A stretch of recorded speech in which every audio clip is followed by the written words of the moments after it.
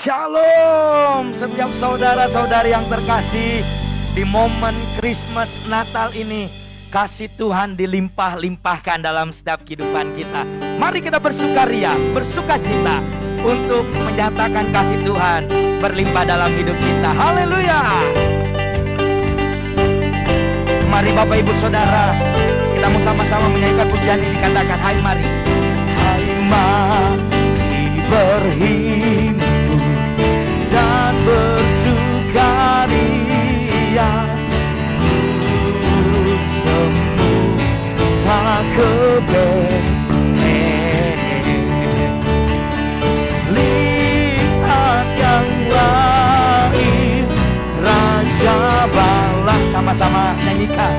Sembah dan puji Dia, sembah dan puji Dia, sembah dan puji Dia Sang Raja. Amin saudara. Lebih lagi yuk kita bersukacita untuk kasih-Nya yang dilimpahkan. Haleluya. Hai mari berhimpun dan bersukaria turut semua kebenaran. Amin. Lihat yang lahir, Raja Balasu, sembah dan puji Dia, sembah dan puji Dia, sembah dan puji Dia Sang Raja. Sekali lagi, sembah, sembah dan puji Dia, sembah dan puji Dia, sembah dan puji Dia Sang Raja, sembah dan puji Dia Sang Raja. Sekali lagi katakan, sembah dan puji Dia Sang Raja. Mari beri tepuk tangan bagi Allah kita. Haleluya. Allah kita Allah yang baik. Selamat malam teman-teman semua yang ada di Hong Kong maupun di Macau. Jumpa lagi dalam acara Ngopi Instan KJRI Hong Kong, ngobrol pintar, interaktif, dan spontan. Sebelum kita memasuki acara inti pada malam hari ini, saya ingin menyampaikan tema pada Ngopi Instan hari ini, yaitu cinta kasih Kristus yang menggerakkan persaudaraan.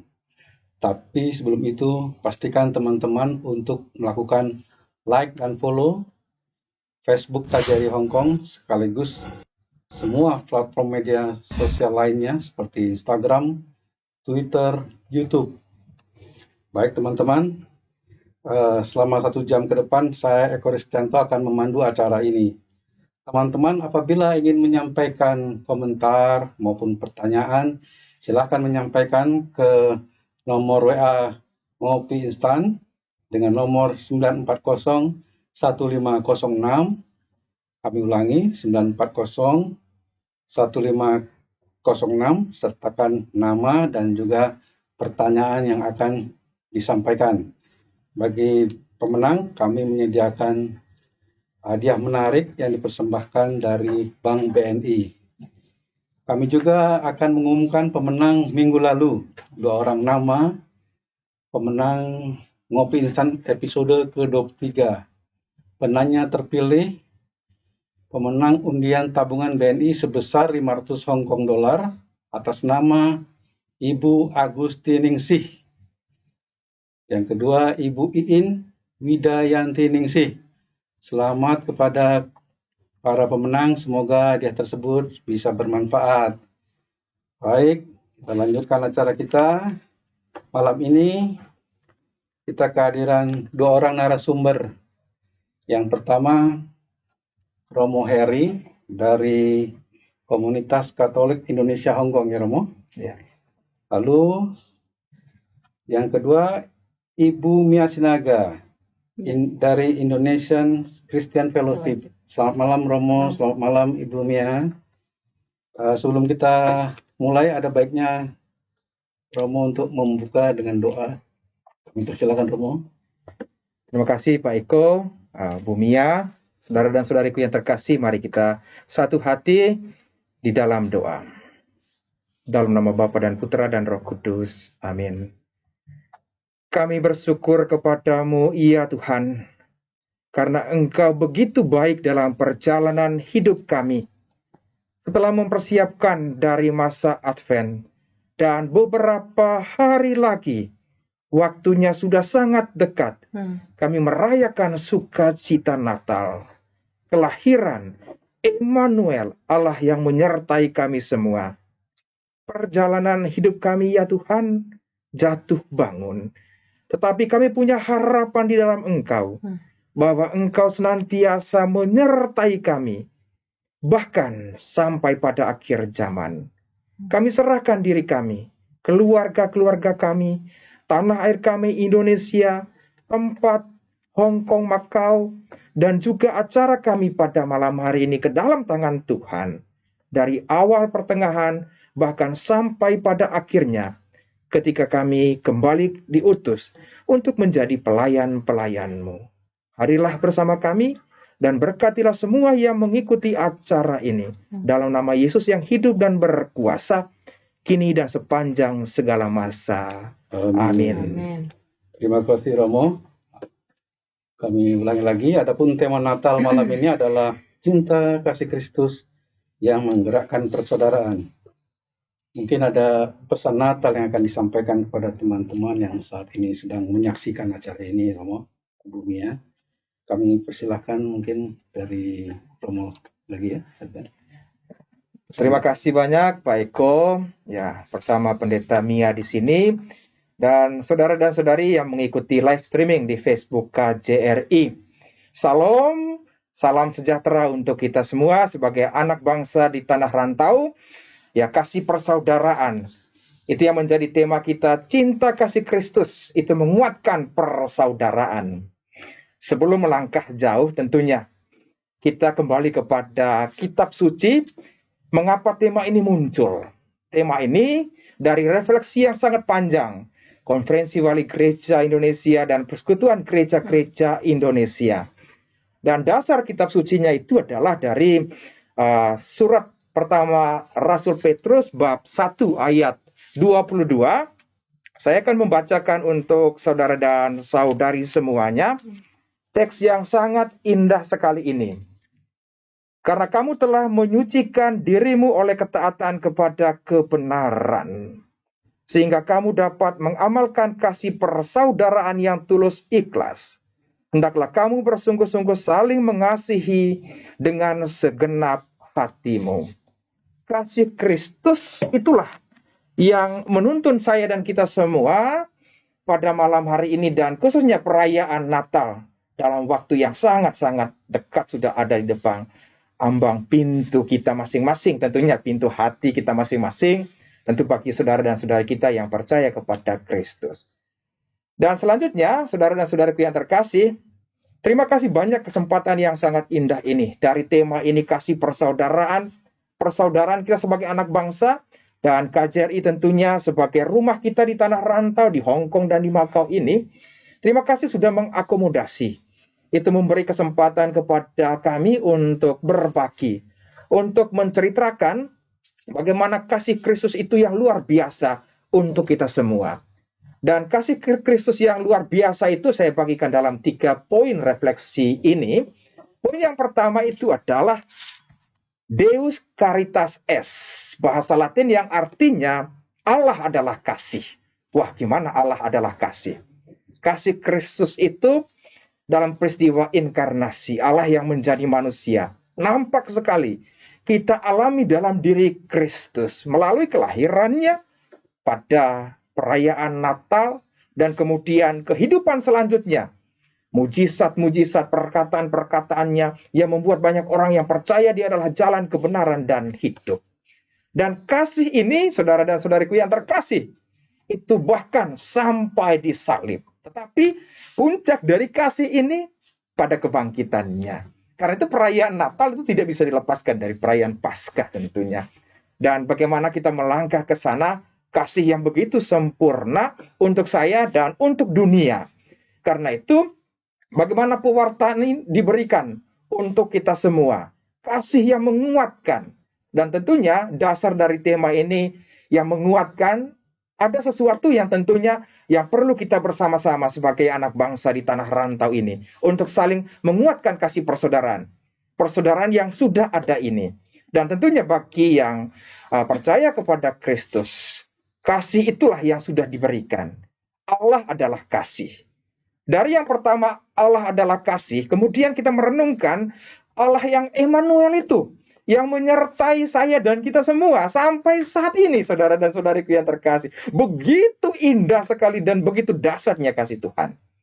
Ketika ya dunia kehilangan harapan dengan situasi pandemik ini, kasih Kristus itulah yang menguatkan kita, khususnya di tanah rantau ini. Ya, kita beda-beda agama dan juga adat istiadat dari berbagai suku.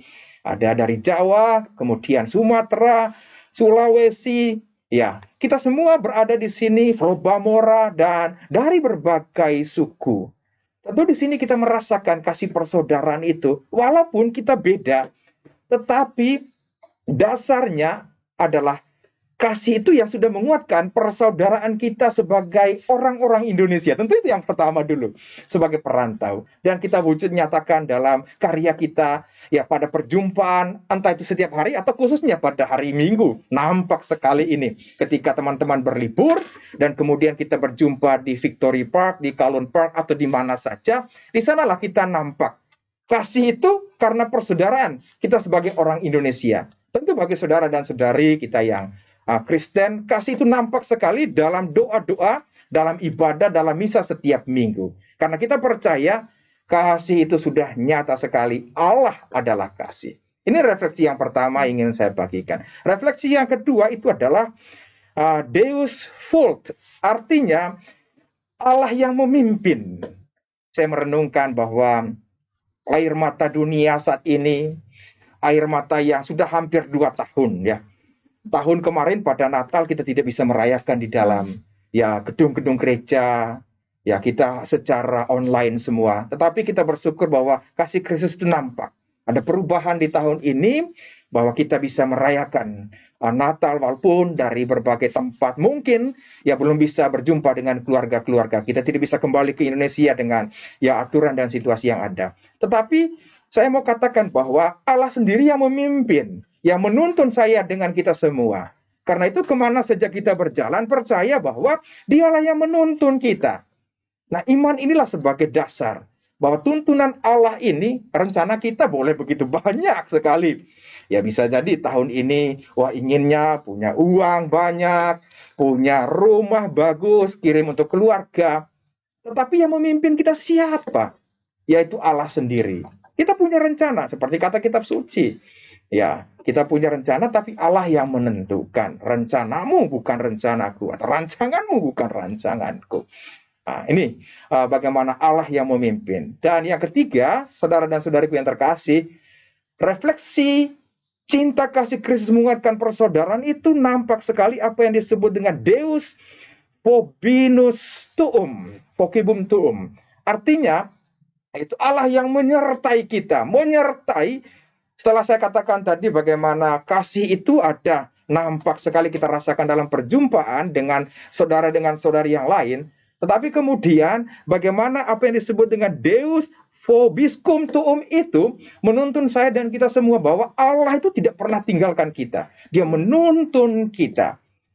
Bahkan ketika kita ya mungkin bisa jadi sebagai manusia ya punya kelemahan, ya bisa jadi jatuh dalam jurang, tetapi yang angkat kita yang pertama-tama itu adalah Allah, karena Dia menuntun dan menyertai kita. Situasi kita berbeda-beda, situasi bangsa kita yang berbeda-beda, atau situasi tempat kerja yang bisa berubah-ubah saja. Misalnya pindah satu majikan dengan majikan yang lain. Mungkin yang pertamanya ya perlu beradaptasi. Yang keduanya tidak perlu karena sudah terbiasa dengan budaya di sini. Tetapi bagi kita yang beriman, saya mau katakan bahwa kasih itu nampak sekali bagaimana Allah yang Emmanuel tadi itu yang menuntun kita semua untuk masuk ke dalam perjalanan. Kita tidak tahu memang untuk hari esoknya gimana, tetapi kita percaya bahwa Allah lah yang menuntun kita semua. Tuntunan inilah yang menguatkan kita bahwa saya dan kita semua percaya Emmanuel inilah yang menyertai perjalanan hidup kita. Termasuk juga perjalanan dunia saat ini dengan situasi pandemik yang ada. Jadi 3 refleksi saya ini yang berdasarkan teks kitab suci tadi, tetapi lebih juga pada perjalanan bagaimana Allah adalah kasih, Allah yang memimpin kita, dan Allah yang menyertai kita semua. Jadi ini dulu yang ingin saya bagikan, tentu dalam refleksi, dalam sharing-sharing sebentar kita saling memperdalam. Terima kasih Pak Eko. Baik Romo Heri, terima kasih untuk refleksi pesan Natalnya. Lanjutkan oleh Ibu Mia mungkin. Silakan Ibu Mia. Ya, terima kasih. Puji Tuhan malam ini kita semua dilawat ya. Memang Natal pasti sangat terkait dengan tema ini dari sekian banyak tema, yaitu cinta kasih Kristus yang mendampingi semua umat manusia harus dalam konteks kita malam ini ya. Tadi Romo sudah jelaskan, tapi kalau boleh saya ambil satu kata saja, bahwa eksistensi cinta kasih Kristus itu ada pada Allah itu sendiri. Dan menarik diberikan kepada kita karena dia mengenal kita. Memang kalau dilihat dari sisi substansi cinta kasih itu memang pada akhirnya kembali kepada dia sebagai sumber. Karena pengenalan kita akan Kristus akan sangat mempengaruhi relasi kita dengan sesama. Karena kata menguatkan persaudaraan ini menarik sekali ya. Itu artinya berarti persaudaraan itu telah mengalami satu mengalami satu nilai yang sudah semakin tidak baik, sehingga kita di Natal ini kita kembali lagi diingatkan bahwa ada seseorang yang mencintai kita. Ya, dan cinta Tuhan itu kalau bisa kita simpulkan dari ayat yang sama juga, karena begitu besar kasih Allah bagi kita, sehingga dia karuniakan anaknya. Jadi cinta kasih itu adalah sebuah anugerah, pemberian. Ternyata manusia tidak bisa berikan itu, dan Tuhan datang untuk itu. Dia mencintai kita bukan dengan kata-kata, tapi dengan tindakan. Sehingga kalau kita bicara tentang cinta kasih Allah tadi, yang mendampingi, yang membimbing, yang menyertai, ada dalam aspek yang pertama, itu besar ya, anugerah.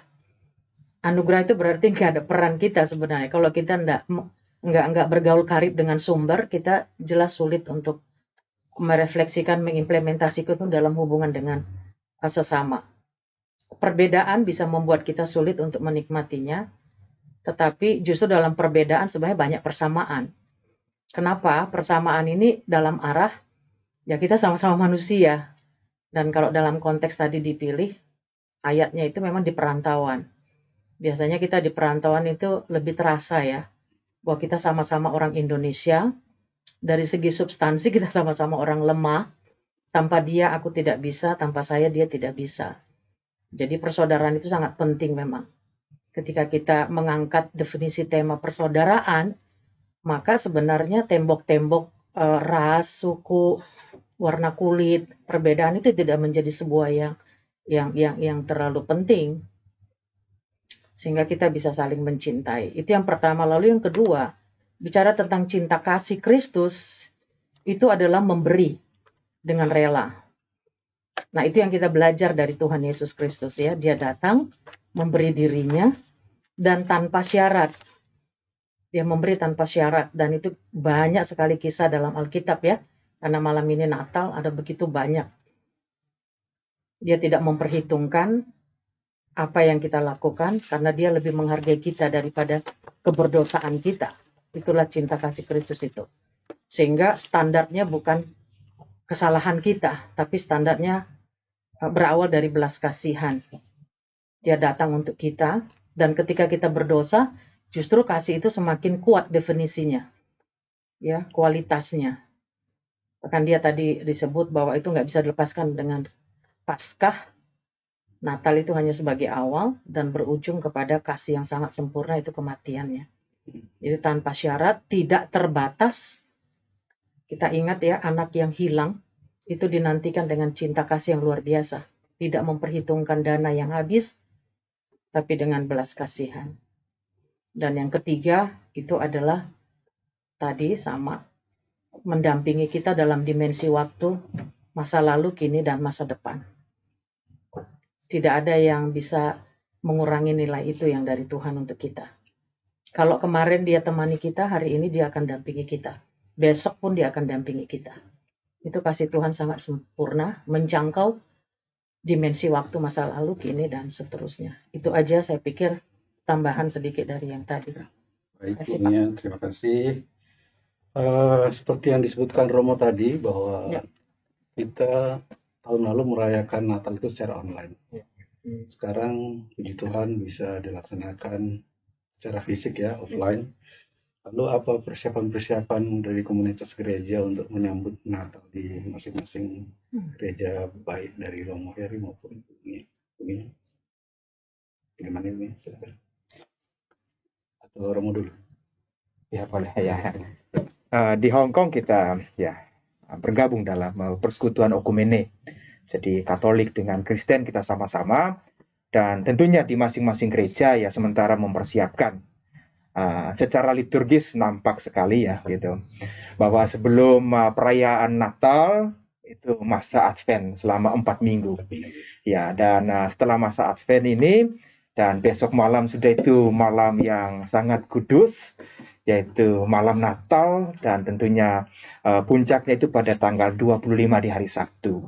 Ya, persiapan secara liturgis ya melalui rekoleksi di gereja masing-masing ataupun kegiatan-kegiatan sosial, karena seperti yang dikatakan oleh Pendeta Mia tadi, Natal itu adalah pemberian.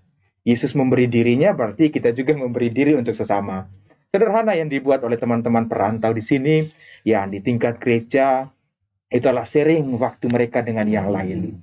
Waktu itu sangat penting karena kesibukan saat ini, apalagi pekerjaan teman-teman, khususnya pekerja migran, dari Senin sampai Sabtu, dan pada hari Minggu itu kesempatan untuk berbagi kasih. Dan itu adalah pendampingan waktu, memberi waktu untuk teman. Dan juga tentu secara fisik, misalnya mengunjungi teman-teman yang sakit di rumah sakit, dan juga kemudian ya di tempat-tempat di mana bahkan untuk orang Hong Kong di sini menyapa mereka di taman-taman.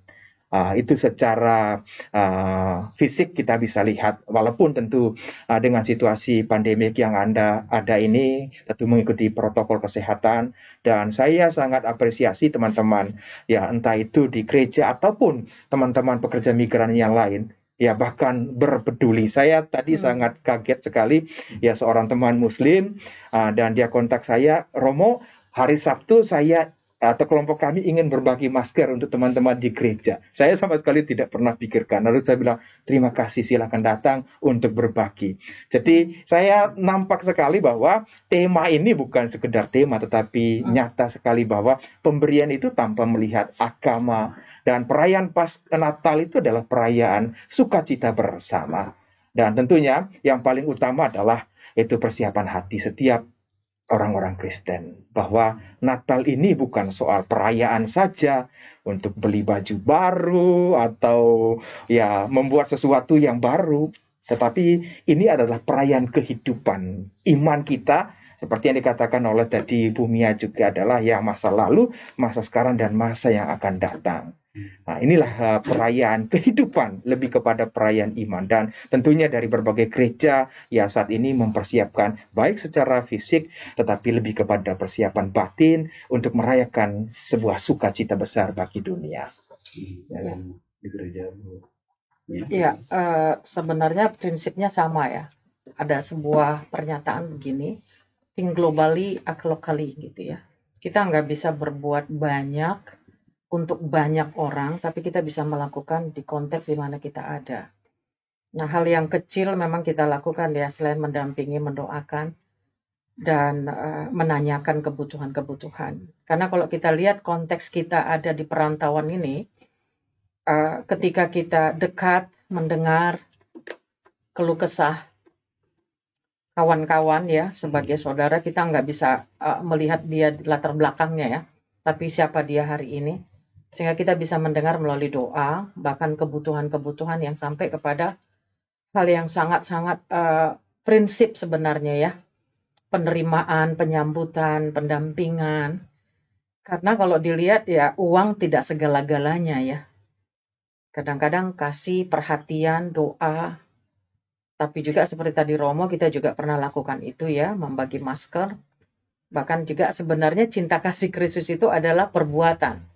Ya, pada akhirnya itu action ya. Pada akhirnya adalah sebuah tindakan.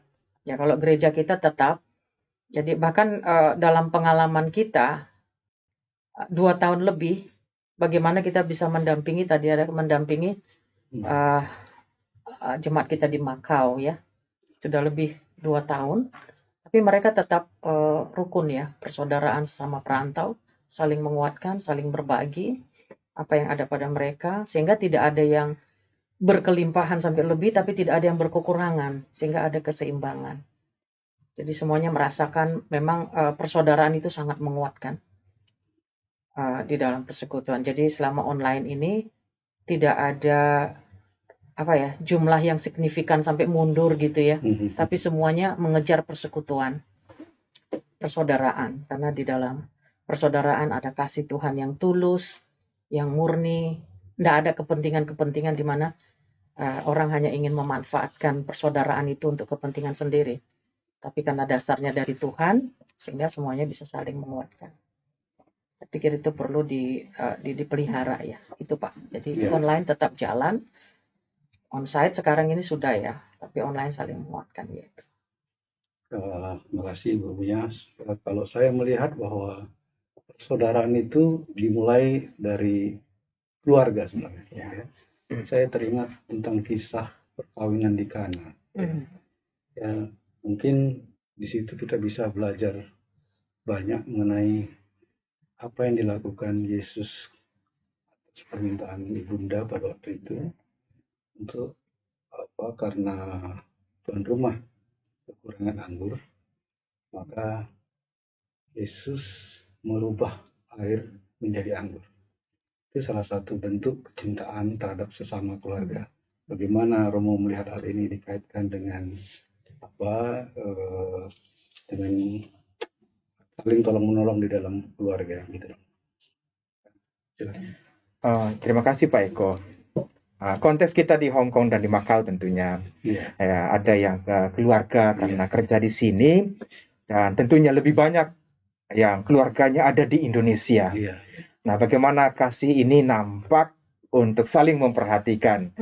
Ya, dengan perkembangan teknologi yang ada, ya kita sangat bersyukur bahwa ya keluarga-keluarga sekarang itu ya tidak terpisahkan gitu. Dan sekarang kita bisa melihat yang melalui telepon atau juga bahkan lebih kerennya lagi itu video call ya dengan keluarga-keluarga. Jadi bisa lihat perkembangan ya suami di Indonesia, anak-anak bagaimana mereka bersekolah, dan kita bisa melihat secara langsung. Tentu yang ada di Hong Kong dengan di Macau ya karena keluarga di sini ya mereka saling menguatkan, entah itu dalam doa-doa tapi juga dalam ya persaudaraan antar kakak dan adik gitu. Dan saya melihat bahwa persaudaraan kita tentu kita rindu.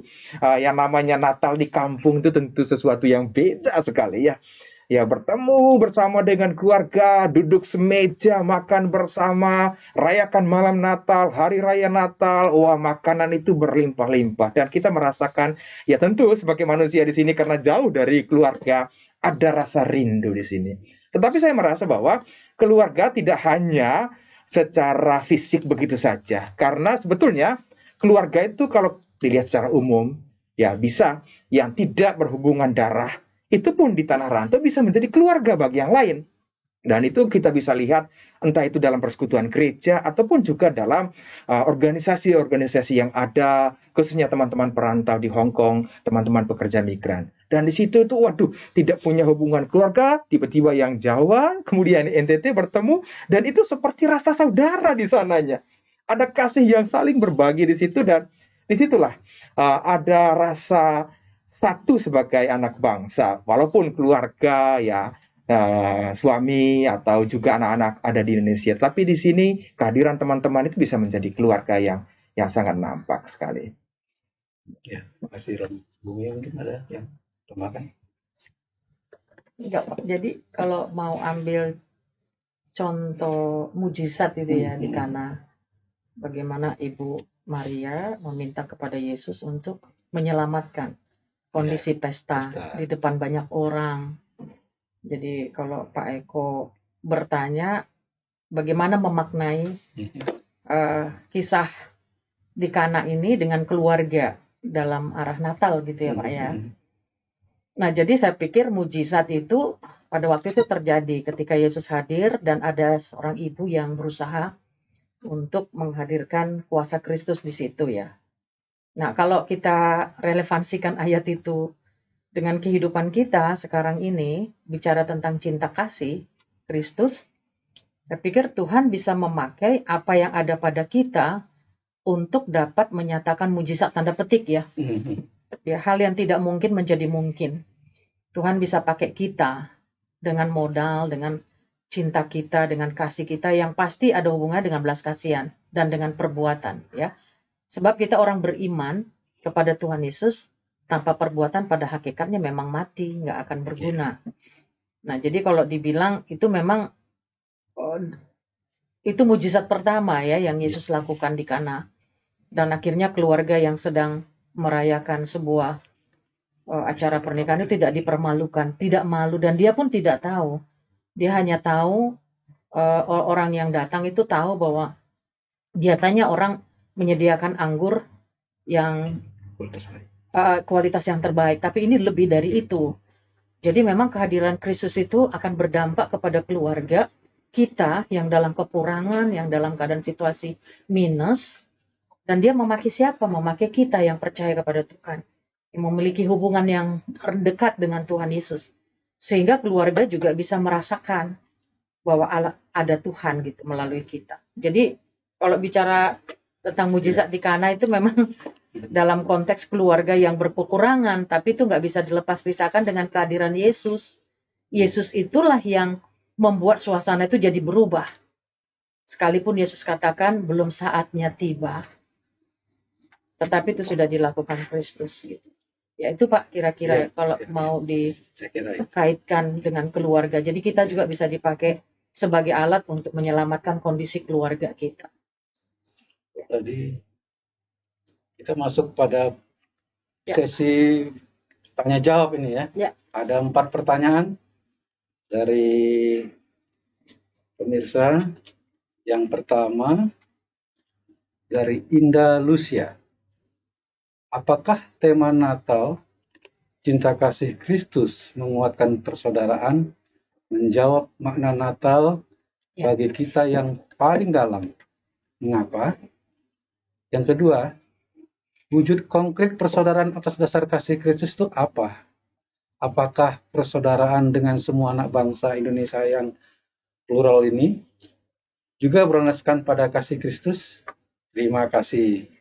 Terima kasih pertanyaannya dari Mbak Indah Lucia. Silakan Romo. Silakan Bumia dulu. Oke, saya pikir tema cinta kasih Kristus dalam makna Natal itu terjawab sangat dalam ya. Mengapa? Tadi saya angkat Yohanes 3 ayat 16. Karena begitu besar kasih Allah akan dunia ini, sehingga ia mengaruniakan anaknya yang tunggal, supaya barang siapa yang percaya kepadanya tidak binasa, melainkan beroleh keselamatan.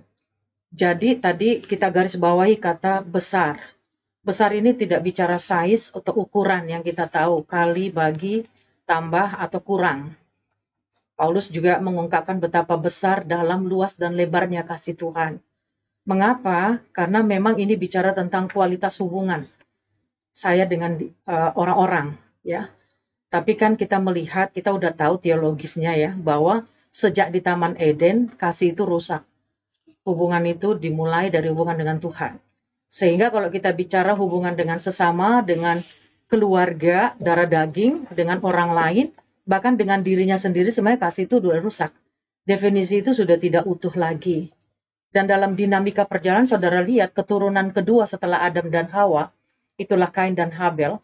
Itulah kisah yang paling jujur dicatat oleh Alkitab, bahwa seorang kakak membunuh adiknya. Ya, sudah tidak ada lagi cinta kasih persaudaraan ya dalam hubungan darah daging, dan itu dinamikanya sampai hari ini.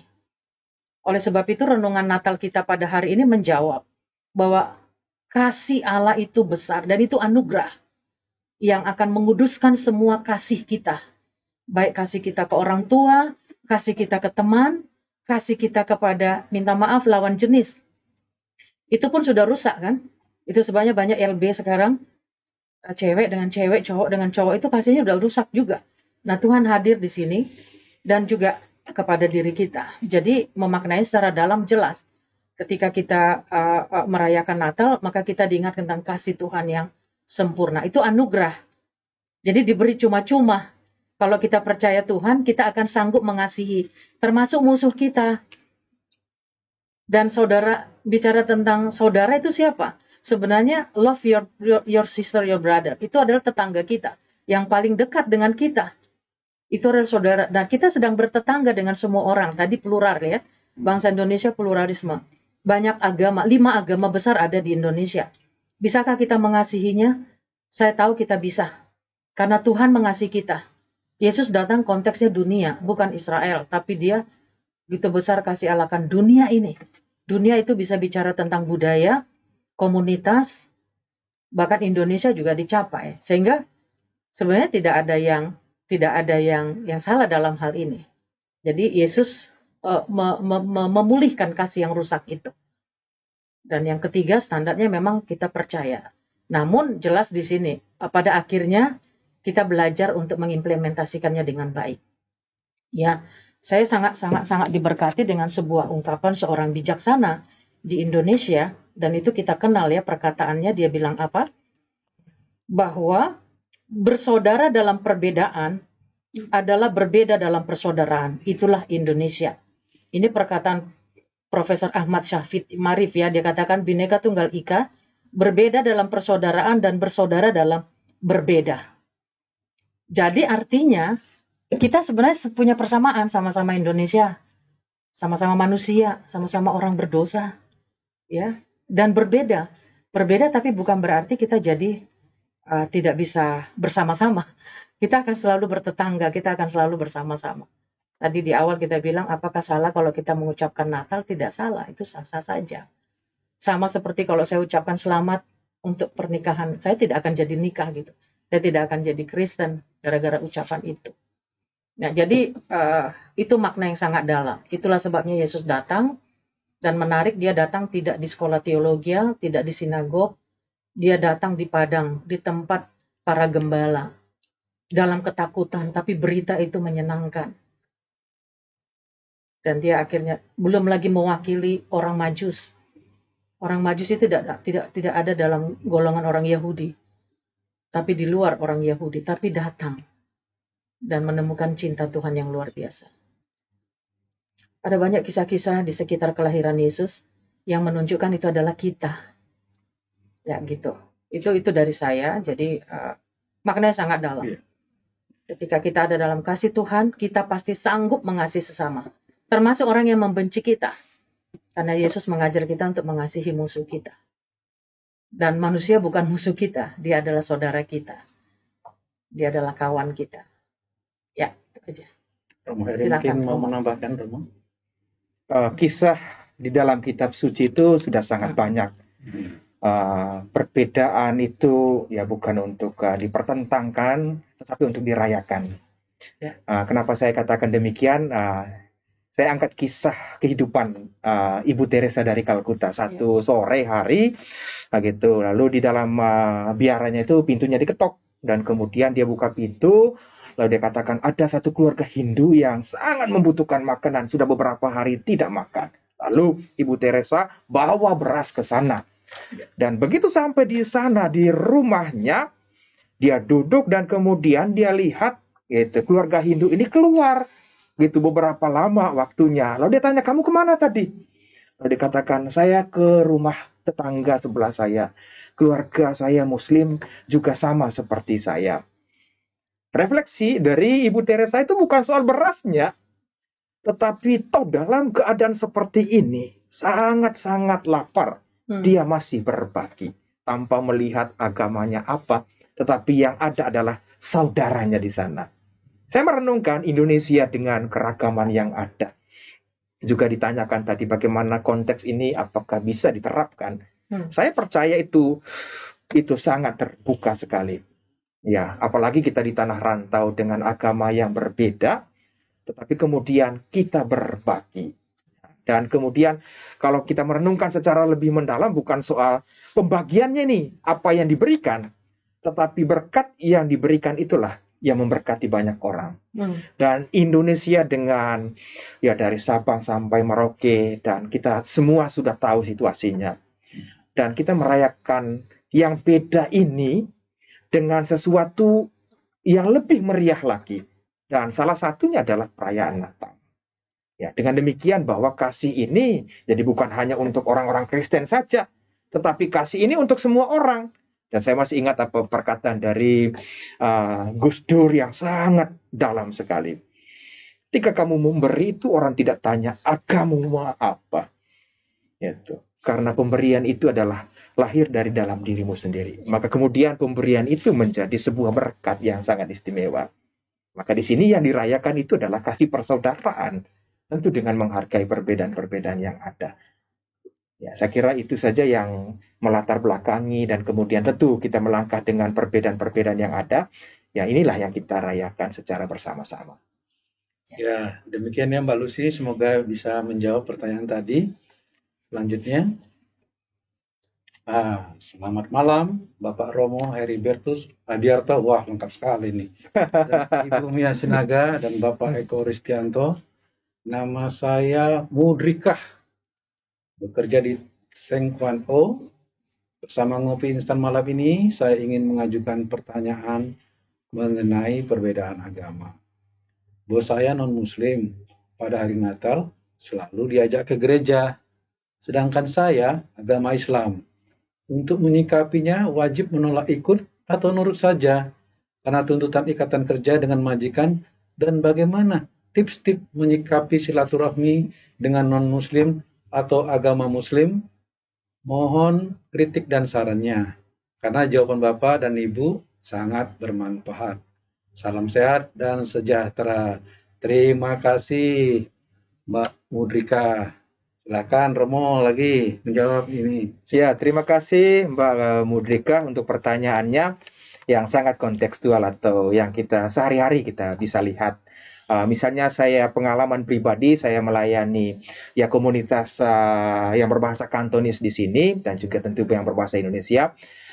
Dan dalam misa, dalam gereja Katolik itu, saya melihat gitu sebelum misa ada teman-teman yang saya tahu baik bahwa Muslim, kemudian menghantar majikannya atau popo, kungkung, lalu masuk ke dalam. Tentu ya karena mereka lihat saya orang Indonesia, ya kita berkenalan. Dan saya tahu mereka orang Indonesia, saya tanya dulu, gitu. Kalau kamu tidak keberatan, gitu, ya silakan saja kamu bisa masuk juga. Yang paling utama, ya temani majikan yang pakai kursi roda saja ini, gitu. Tapi kalau kamu rasa tidak begitu nyaman, ya boleh juga, ya sambil tunggu di luar. Nanti saya minta bantuan jemaat lain untuk mendampingi Popo ini. Tetapi dia katakan, gak apa-apa Romo, saya bisa dampingi, saya bisa ya duduk bersamanya karena saya sangat ya mencintai majikan ini. Nah, kadang-kadang hal-hal seperti ini kita jumpai dan ya toleransi yang ada dalam gereja itu terbuka untuk siapa saja. Dan tentunya ya kalau perayaan Natal kemudian majikan ajak, ya kalau kita ke sana ke gereja bukan berarti ya kamu masuk jadi orang Katolik atau jadi Kristen, sama sekali tidak. Karena di sana juga kita sangat toleran, terbuka untuk saling menghargai. Bahkan ya kita tentu sangat-sangat berterima kasih karena bantuan teman-teman itu, ya orang-orang lokal di sini yang beragama Katolik atau Kristen itu ya bisa dibantu, bisa ke gereja, dorong kursi roda dan bisa dampingi mereka di hari Minggu sebelum mengikuti liburan yang ada. Tapi sebetulnya ya pendasaran dari apa yang saya ungkapkan ini adalah pada kasih itu sendiri. Kalau teman-teman ingat bahwa kasih itu bukan soal yang majikannya agamanya apa, tetapi yang saya bantu ini adalah manusia. Karena itu sebetulnya bahasa kasih ini adalah bahasa manusia, bahasa sehari-hari. Ya, kalau ada yang sakit kita bantu ya bantu gitu. Kalau ada yang mengalami kekurangan di antara teman-teman itu bisa saling membantu. Karena itu ya kasih ini tidak ada batasnya. Ya, kasih Kristus itu yang tentunya yang menuntun kita semua. Jadi ya pengalaman keseharian itu bisa seperti ini. Dan bagaimana tipsnya? Ya karena tuntutan kerja, ya tentu ya kita boleh bersama-sama. Tetapi kita juga boleh untuk menyampaikan kepadanya bahwa ya saya dari agama saya itu tidak bisa untuk masuk ke gereja. Bisa dijelaskan, menurut saya komunikasi saja di sini. Dan tentunya majikan ya kalau dia tahu ya akan menghormati ini. Ya, kalau memang dalam situasi bisa komunikasi dengan ya orang-orang terdekat atau juga dari tokoh-tokoh agama untuk menyampaikan keluh kesah seperti ini ya supaya bisa dikomunikasi atau bahkan dengan KJRI juga. Ya, karena yang paling utama sekarang bisa komunikasi. Ya, saya kira cukup menjawab itu ya dari Romo Heri. Begitu ya, Mbak Murika. Semoga puas dengan jawaban Romo ya. Selanjutnya,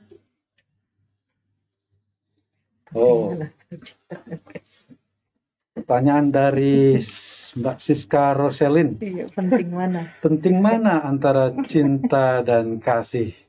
Iya. Wow, mana Bu? Iya, jadi Siska, boleh saya jawab ya? Terima kasih untuk pertanyaan sederhana. Tapi ini kan ingin mendapat jawaban dari definisi kata ya. Iya. Kenapa digabung cinta kasih? Nah, kalau dalam kamus bahasa Indonesia memang cinta adalah rasa sangat suka, rasa sangat sayang. Jadi ini karena perasaan ya, mencintai seseorang, tertarik hatinya. Sedangkan kata kasih ini adalah perasaan sayang atau cinta kepada orang tersebut dengan ada motivasi belas kasihan ya, compassion gitu. Jadi kalau ini digabung, kalau cinta ini hanya sebagai perasaan, kalau kasih ini memang kita harus definisikan dalam definisi kata umum, ya kata bahasa Indonesia secara umum atau dalam bahasa Alkitab, ya. Karena ini disambung dengan kata Kristus, ini pasti maknanya dalam sekali. Cinta kasih Kristus itu cinta agape ya.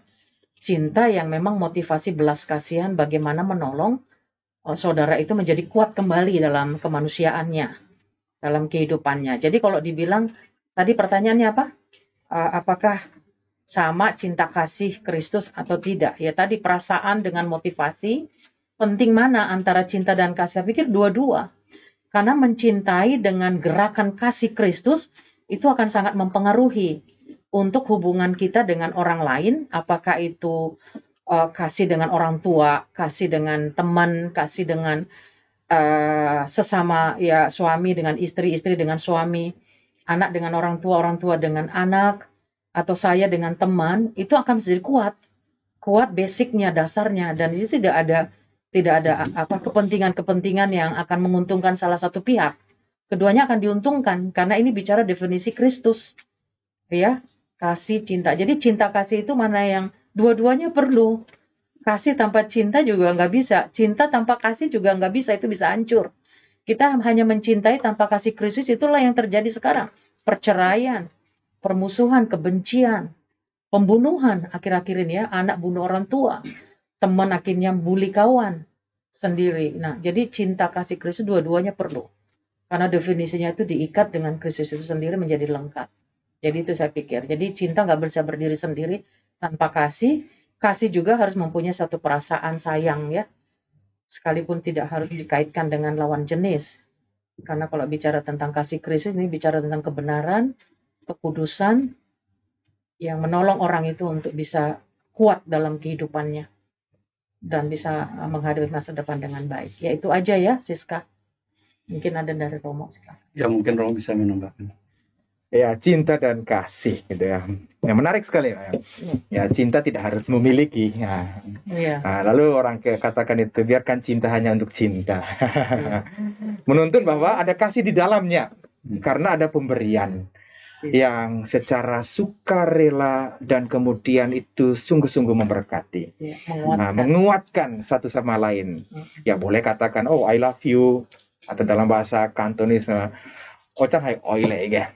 Nah, wah, saya sangat-sangat itu mencintai kamu. Tetapi lebih daripada itu, bagaimana kasih inilah yang menyatukan antara cinta itu sendiri. Karena itu kalau orang bebas, ya dia bisa mengasihi siapa saja. Hmm. Tidak hanya pada cinta, ya seperti katakan tadi oleh Bu Mia tadi, itu agape, itu cinta yang paling tinggi sudah.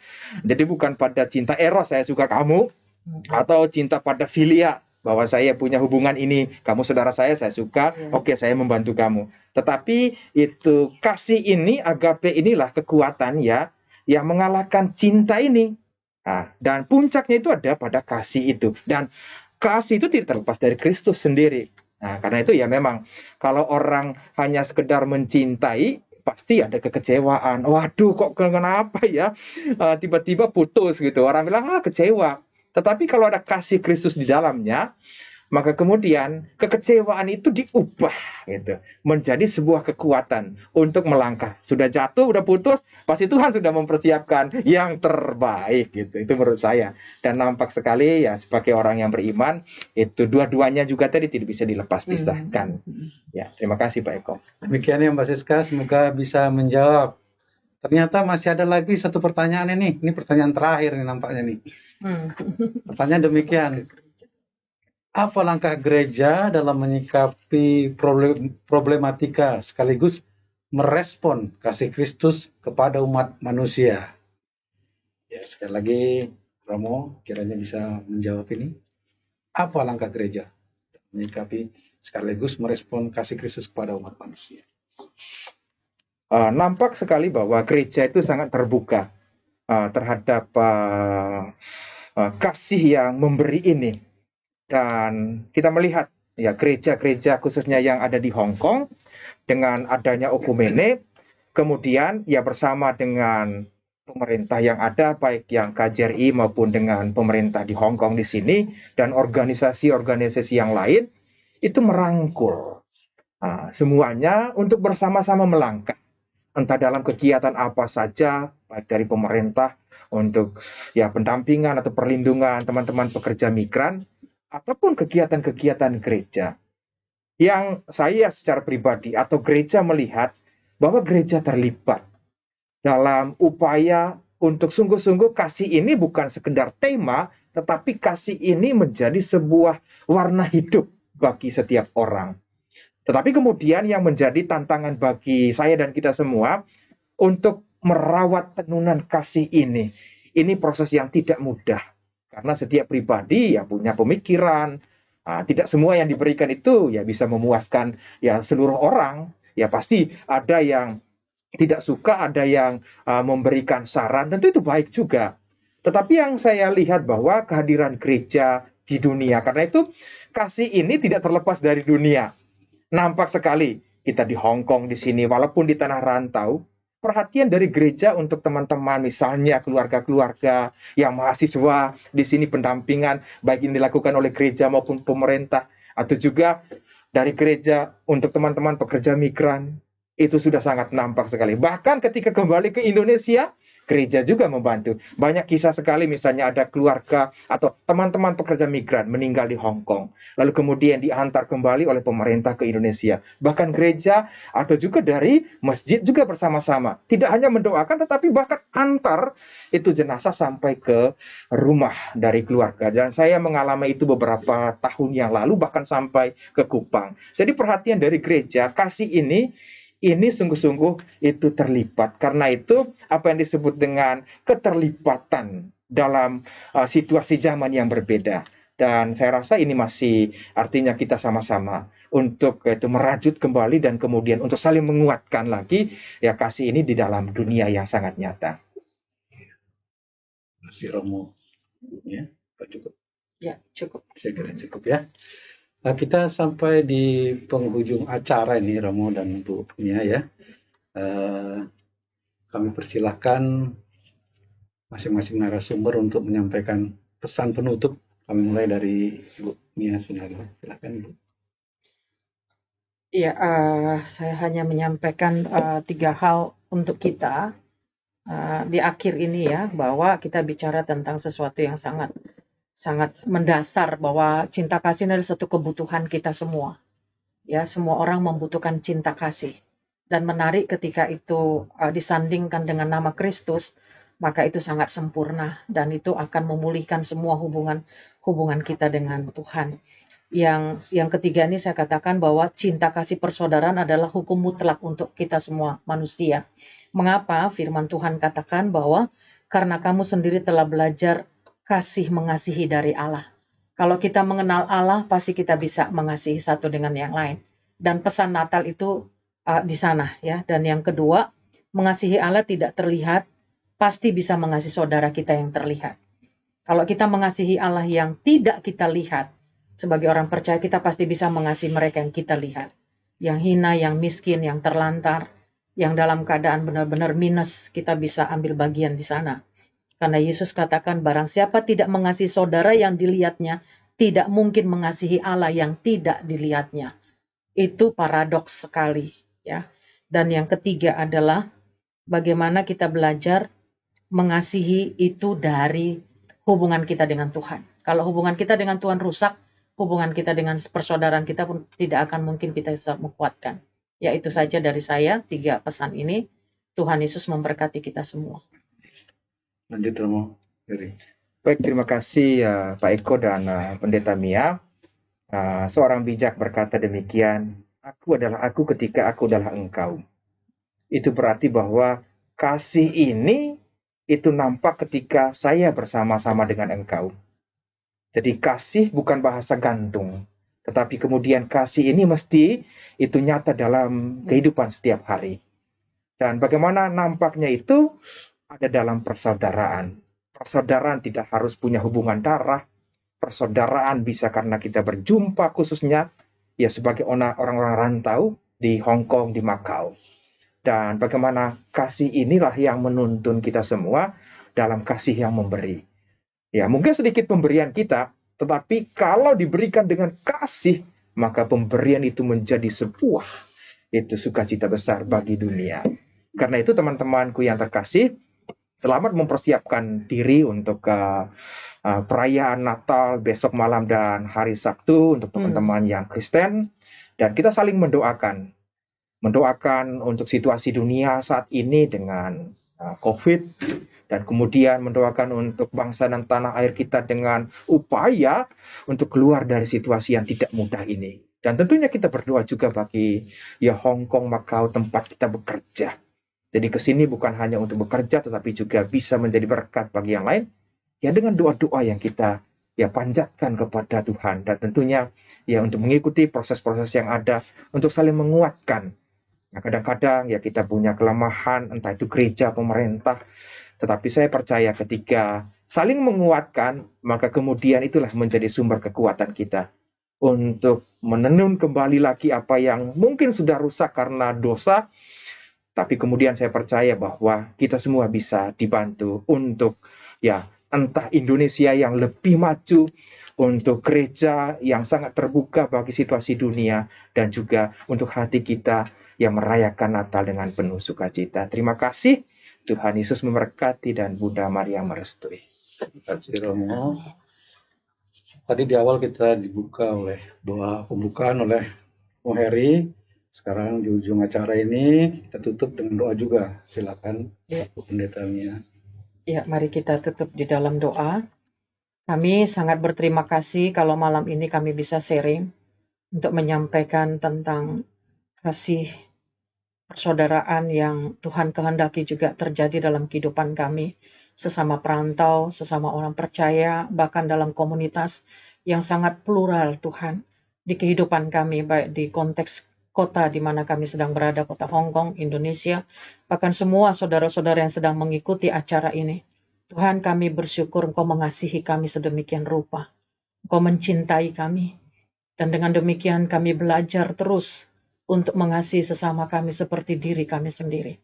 Ajar kami untuk mengasihi Tuhan dengan segenap hati, dengan kekuatan dan akal budi kami, sehingga kami dimampukan untuk mengasihi saudara-saudara kami, sesama kami seperti diri kami sendiri. Dengan demikianlah dipenuhi seluruh hukum Tuhan untuk kami dan memuliakan Engkau. Kami bersyukur untuk waktu ini. Kesempurnaan adalah bagi Tuhan, dan biarlah Engkau lawat semua kami dengan cinta kasih-Mu, sehingga persaudaraan kami semakin kuat, dan kami menjadi berkat, khususnya di era-era sekarang ini, kesulitan cukup banyak. Jadikan kami berkat, pakai kami menjadi alat saluran cinta kasih Tuhan. Dalam nama Tuhan Yesus, Allah yang mencintai kami dan dunia ini, kami berdoa dan mengucap syukur. Amin. Amin. Baik, terima kasih kepada kedua narasumber, Romo Heri dan Ibu Mia Sinaga, yang telah berkenan hadir dan mau berbagi dengan kita dalam acara Ngopi Instan episode kali ini. Teman-teman semua, demikian bincang-bincang kita tadi bersama kedua narasumber, Romo Heri dan Ibu Mia. Terima kasih atas perhatiannya. Sampai jumpa pada episode berikutnya. Tuhan Yesus Selamat Natal. memberkati. Selamat Selamat Natal. Natal, Merry Tuhan Christmas. Yesus Merry memberkati. Christmas. Merry Christmas. Salam Natal semuanya. Mari kita lebih lagi bersuka cita, bersukaria bagi Allah kita. Dan kita mau nyanyikan satu pujian, nyanyi glory bagi Tuhan kita, Raja kita, Juru Selamat kita. Amin. Yeay. Mari saudara, kita menari bagi Allah kita. Sama-sama katakan, nyanyi glory, glory, glory bagi Sang Raja. Oh, nyanyi glory, glory, glory bagi Sang Raja. Nyanyi glory, glory, glory bagi Sang Raja. Mari rayakan dan nyanyi, sama-sama serukan. Mari serukan, serukan, bahwa Yesuslah Raja. Oh, mari serukan, serukan, bahwa Yesuslah Raja. Mari serukan, serukan, bahwa Yesuslah Raja. Mari rayakan dan nyanyi. Kita akan merasa bahagia bila kita menyembah Dia. Kita akan merasa sukacita bila kita semuanya glory, glory, glory bagi Sang Raja. Oh, nyanyi glory, glory, glory bagi Sang Raja. Nyanyi glory, glory, glory bagi Sang Raja. Mari rayakan dan nyanyi. Mari Bapak Ibu Saudara, kita tepuk tangan biar musik memuji Tuhan. Amin. Mari kita bersuka cita di tempat kita di mana saat ini saudara. Kasih Tuhan dilimpahkan, kasih Tuhan dinyatakan. Amin.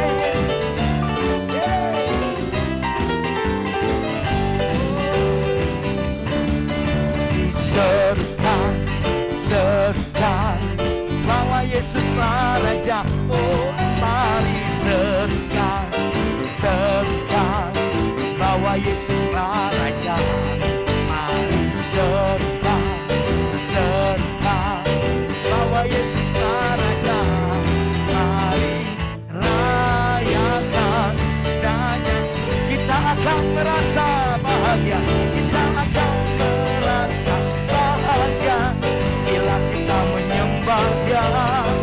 Kita akan merasa sukacita bila kita apa saudara? Glory, glory, glory bagi Sang Raja. Oh, nyanyi glory, glory, glory bagi Sang Raja. Nyanyi glory, glory, glory bagi Sang Raja. Mari rayakan dan nyanyi. Mari rayakan dan sekali lagi mari saudara katakan. Mari rayakan dan nyanyi. Haleluya.